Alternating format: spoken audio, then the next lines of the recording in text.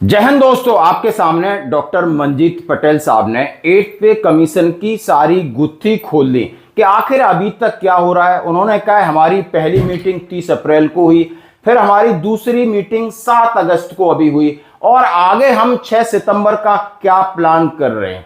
यानी सारी बातें कहीं और सबसे बड़ी बात कही, ये एक जंग है, आपको लड़ना होगा, रोड पर आना होगा, हंगर स्ट्राइक करनी होगी और चक्का जाम करना होगा, सारी चीजें करना होगा। उन्होंने कहा कि सीधी अंगुली से घी नहीं निकलता है।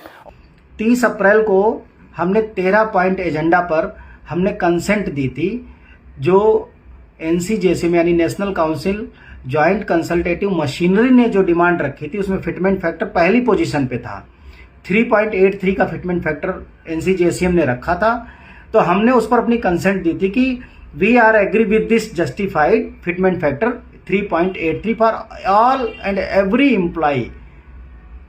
तो वो तो हमारा मसला ही खत्म हो गया कि हमने जब 3.83 पर कंसेंट दे दी तो उस पर बात आगे करने का कोई मतलब ही नहीं बनता। वही हमारी तरफ से फाइनल है। दूसरी बात है कि हमने 7% का इंक्रीमेंट हर साल रखा था। वो इसलिए रखा था क्योंकि अब डियरनेस अलाउंस बहुत कम बढ़ता है। पिछले पे कमीशन में जब पे कमीशन लागू हुआ था उस समय डियरनेस अलाउंस 125% था। तो 125% का मतलब अगर डीए को बेसिक में मर्ज कर देते तो 2.25 फिटमेंट फैक्टर ऑलरेडी इंडोर्स था। 2.25 ऑलरेडी इंडोर्स था।